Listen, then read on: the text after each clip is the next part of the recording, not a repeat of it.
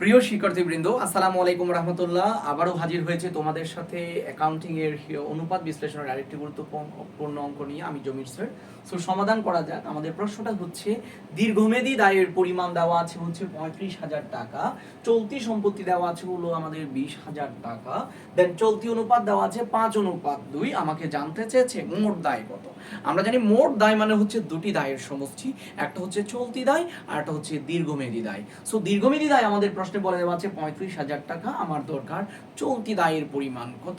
আমাকে প্রশ্নে বলে দেওয়া আছে আমাদের চলতি অনুপাত দেওয়া আছে, প্রশ্নে কত দেওয়া আছে 5:2।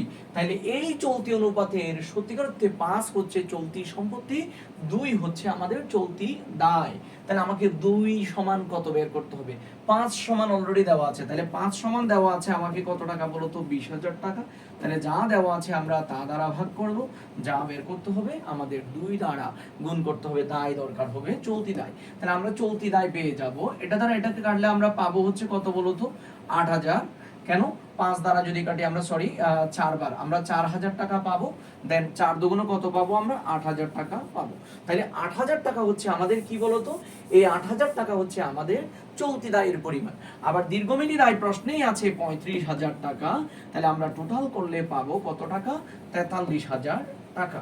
তাহলে এই 43,000 টাকাই হচ্ছে আমাদের মোট দায়ের পরিমাণ। প্রশ্নে জানতে চেয়েছে মোট দায় কত, তাহলে মোট দায়ের পরিমাণ হচ্ছে 43,000 টাকা। আশা করি সবাই ভিডিওটি যদি ভালো লেগে থাকে অবশ্যই শেয়ার করে দিবেন এবং বন্ধু বান্ধব সবাইকে জানিয়ে দিবেন।